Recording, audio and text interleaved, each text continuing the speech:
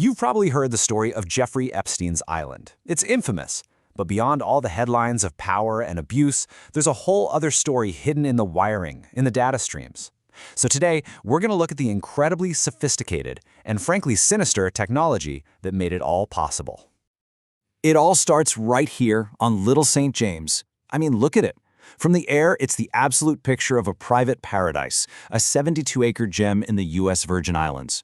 This was owned, of course, by the late financier Jeffrey Epstein. But this beautiful, tranquil image, well, it was a very carefully built facade. While the world saw this luxury getaway, the people who lived nearby, they knew it by other names. One of them was the Island of Sin. And these weren't just whispers or rumors. They were a grim reflection of the absolutely chilling allegations of human trafficking and abuse that would eventually all come to light. To really get what happened, you have to look at the timeline. So Epstein buys the island back in 1998, basically establishing his own private fortress. A whole decade later, in 2008, his crimes finally catch up to him in Florida, but he gets what many call a notoriously lenient deal.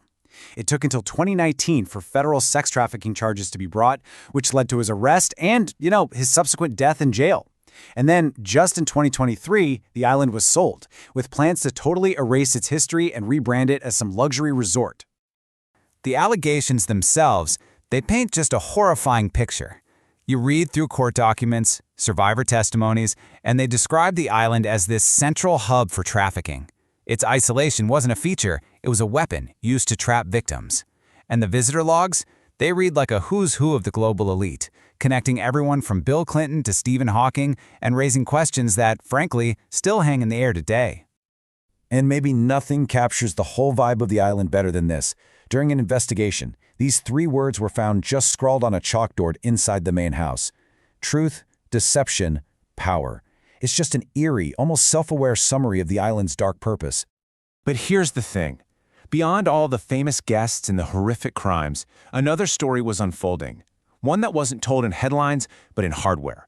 And that's what we're focusing on today. The sophisticated technology that powered this entire sinister operation. So this is absolutely the crucial point. Epstein's Island wasn't just wired up like some fancy home. No, it was equipped with an enterprise-grade network. To put that into perspective for you, this is the kind of massive data infrastructure you'd find running a large corporation or even a small city. It's a staggering amount of power for a private Caribbean island.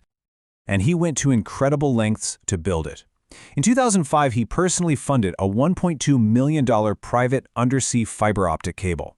Now, this wasn't just for faster Netflix. This gave the island immense, secure data capabilities, completely off the grid, totally hidden from public infrastructure and any kind of oversight. And just look at the sheer scale this network was built for. The hardware they installed was powerful enough to support up to 1,000 different devices all at the same time. Laptops, phones, you name it, maybe countless hidden cameras or sensors. This is so far beyond any normal residential need. The obvious question is, why? What was all that capacity for? And well, now we have a piece of the answer. A recent data leak confirmed that over just a 3-year period, nearly 200 unique mobile devices were tracked on the island. This wasn't just about giving guests Wi-Fi. This was data that could pinpoint a visitor's every move, creating a permanent digital record of who was there, when they were there, and for how long. So this powerful infrastructure, it wasn't just some eccentric billionaire's hobby. It was a tool. And it was deeply connected to some of the biggest names in the tech world, blurring the lines between data, wealth, and, well, control. See, Epstein meticulously cultivated these deep ties with Silicon Valley. He wasn't just a donor. He acted as a hidden pipeline, funneling millions in anonymous donations to MIT's prestigious Media Lab from people like Bill Gates. He also hosted tech leaders on the island itself, placing himself right at the center of a world that is built on data and influence. So what was the ultimate goal here? Why build all this?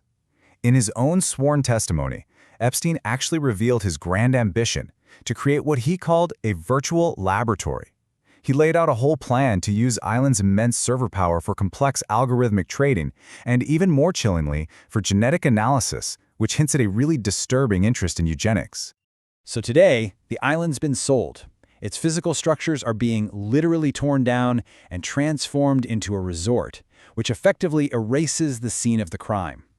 But the data and the questions it raises, They remain. And this leaves us with a critical question for our time, right? The same technology Epstein used for surveillance and control also creates a permanent, undeniable record. You can bulldoze physical evidence, you can rebuild it into a resort, but what about the digital ghosts? In an age where everything we do leaves a trace, it really forces us to ask, can the truth ever truly be erased? This explainer was based on some incredible reporting from Fair Solution. For more tech news and analysis just like this, you should really visit their website.